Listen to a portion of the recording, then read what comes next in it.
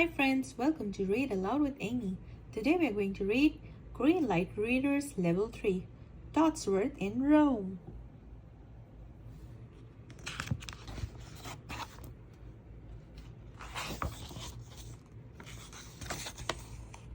Chapter 1, The Eternal City.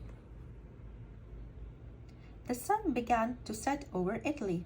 The train came to a stop. DODSWORTH smiled and looked down at the duck. "Rome," he said. "Okay," said the duck. The duck started walking away.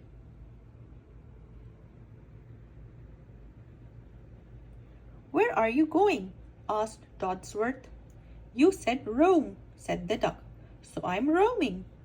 "I meant Rome, Italy," said DODSWORTH. "We're here." The duck paused for a moment. "I knew that," he said.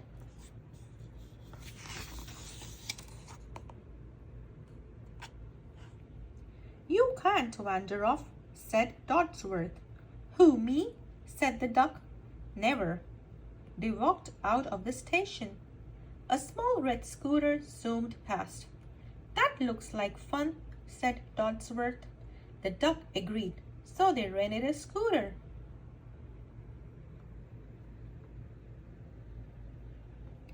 They rode through the streets of Rome.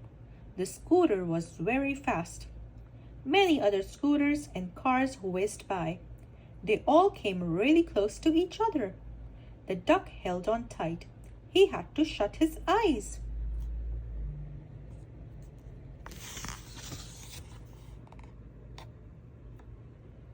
"Look," said DODSWORTH. "There's the Colosseum." The duck still had his eyes closed. "Very nice," he said, even though he didn't see it. A few moments later, DODSWORTH shouted, "Wow, the Pantheon! It's more than 2,000 years old." "Great," said the duck, but his eyes were still shut.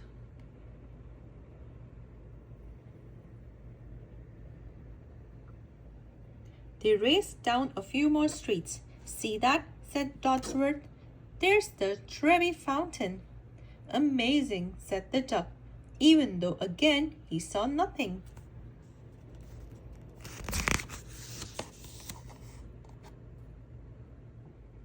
"Hey," said DODSWORTH, "gelato." "That's Italian ice cream." The duck finally opened his eyes. "Ice cream?" he said. "I love ice cream." DODSWORTH pulled the scooter over and stopped.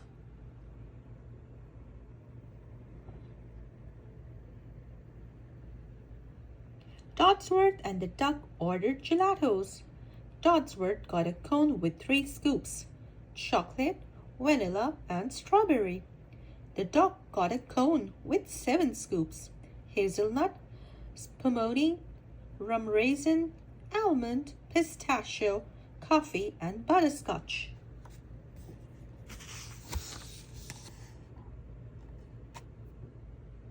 They watched folks throw coins into the Trevi Fountain. "They say if you toss a coin over your shoulder into the fountain, you'll return to Rome someday," said DODSWORTH. "Why leave in the first place?" asked the duck. "Good point," said DODSWORTH.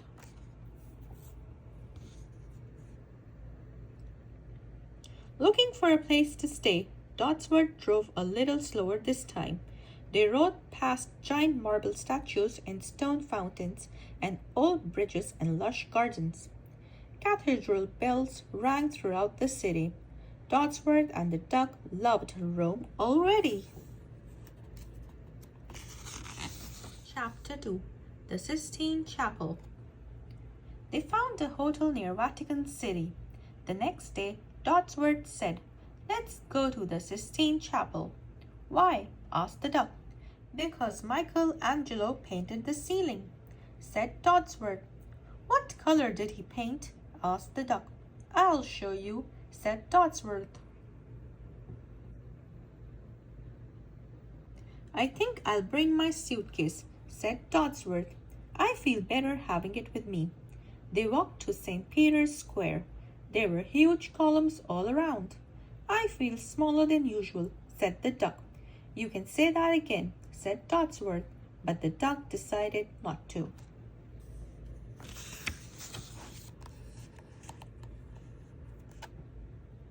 They followed a group into the Sistine Chapel. Everyone looked up at the ceiling. "It's magnificent," said Dodsworth. "Yeah," said the duck. "Not bad." A few minutes later, the duck said, "That's weird."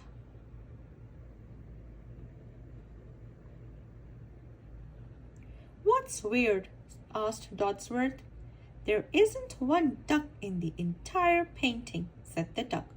Dodsworth laughed. "I hadn't noticed," he said.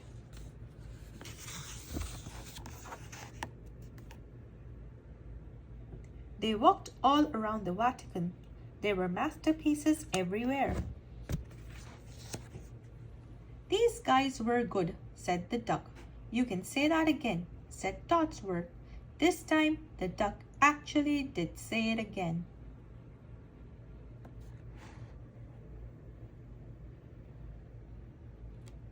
They passed by some workers.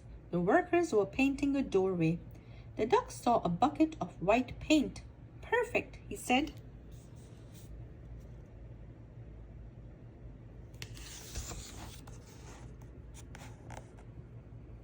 Dodsworth noticed the duck was missing. "Now where did he go?" he said. Dodsworth started back the way they had come in. "He couldn't have gone far," he said. Dodsworth walked back into the Sistine Chapel. He looked around but didn't see the duck. He looked up. Dodsworth couldn't believe his eyes. "Stop!" he shouted at the top of his voice.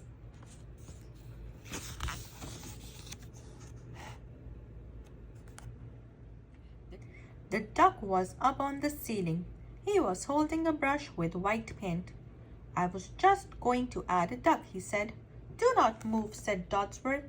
"Now come down from there." "You just said not to move," said the duck. "Come down now," said Dodsworth. The duck came down. "This is a masterpiece," said Dodsworth. "You can't touch it." "Sorry," said the duck. "I just thought it needed a duck." Chapter 3. The Flea Market. "You have to learn to behave yourself," said Dodsworth. The duck promised. "Okay, let's find something to eat," said Dodsworth. They walked for about a mile. They saw a huge outdoor market. "Hey, look," said Dodsworth. "A flea market. Let's go." "No thanks," said the duck. "I don't like fleas." "It doesn't really have fleas," said Dodsworth. "It's just called that."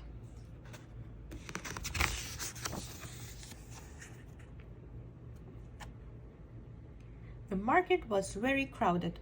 "We should watch out for pickpockets," said Dodsworth. The duck didn't have any pockets. The duck watched out for fleas instead.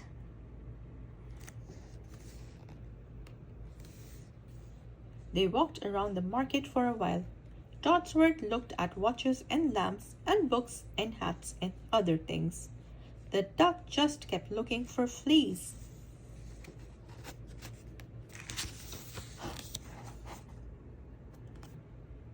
They stopped at a pizza stand. They ordered 2 slices of pepperoni pizza. Across the way, Dodsworth saw a pizza throwing contest. "You know," he said to the duck, "you might be great at that. You're good at throwing food."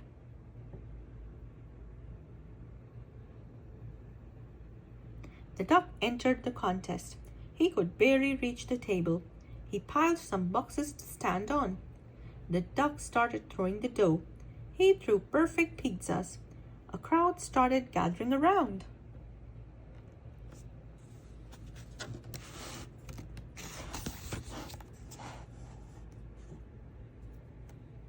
Nobody threw pizzas as well as the duck.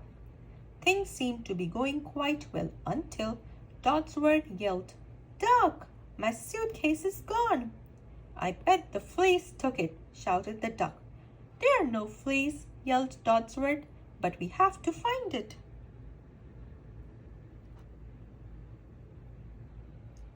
The duck jumped up onto the table. He looked all around the market. He pointed at a hippo with a suitcase. "There it is," he shouted, "and there's the thief." Dodsworth ran up to the hippo and grabbed the case.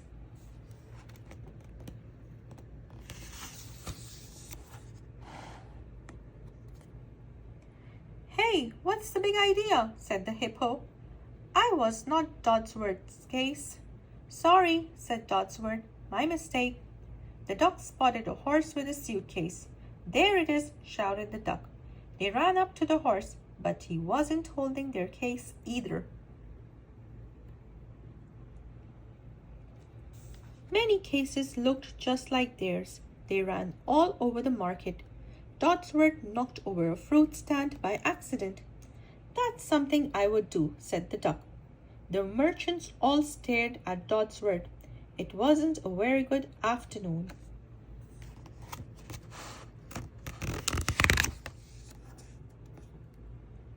Dodsworth and the duck left the flea market.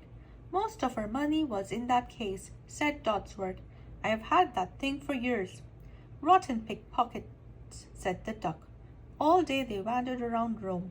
The suitcase seemed gone for good.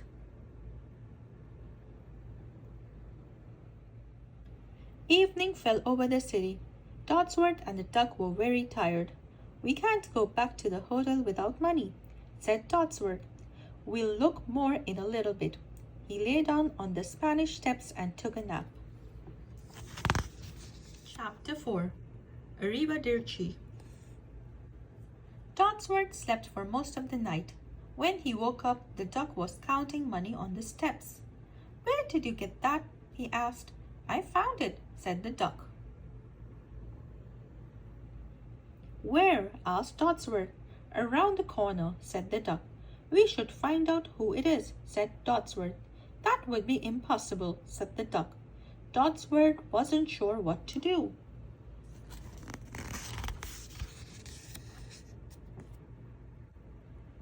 "I guess it's okay since you just found it," said Dodsworth. "Exactly," said the duck. "Finders keepers." "Well, this is good luck," said Dodsworth. They celebrated with a delicious breakfast.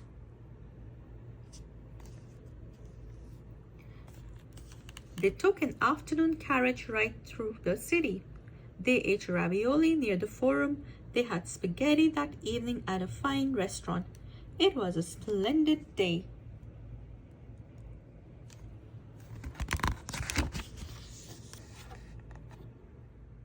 The next day they strolled around the Tiber River.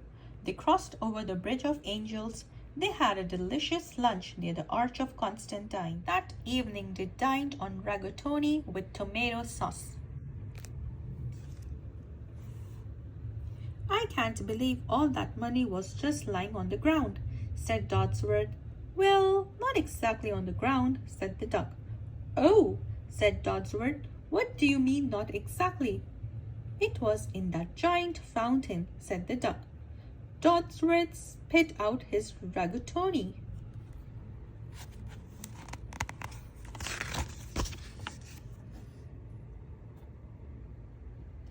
"The Trevi Fountain?" shouted Dodsworth.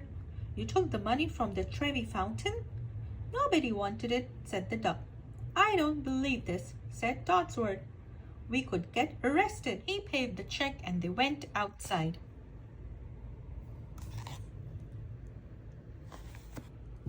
"We have to come up with that money and return it," said Dodsworth. "It's not ours." The duck felt bad. Just then a small car skidded up next to them. "Aha," said the driver. "I found you." Dodsworth panicked.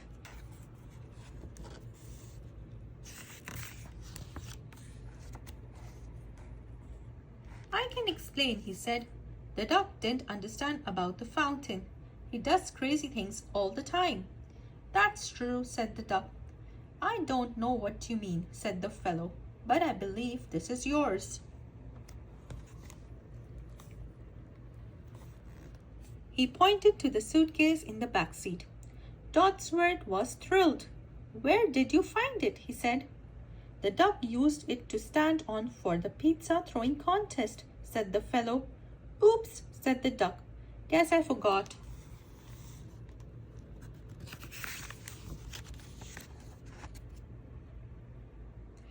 Also, the duck won the contest, he added. You get 10 free pizzas as Luigi's. Congratulations. Gracia, said Dodsworth. He turned to the duck. That means thank you. Ah, said the duck. Well, hey, grassy, grassy.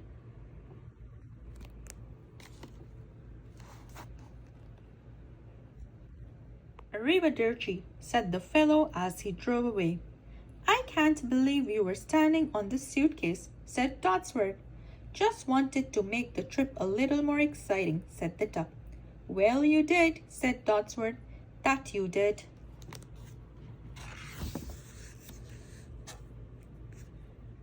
They both laughed and walked down the street. They arrived at the Trevi fountain. They turned around and closed their eyes. And as the bells began to chime throughout Rome, they slowly started throwing coins into the water. The end. If you like this video, please give it a like, share, and subscribe to the channel. Have a great day. Goodbye.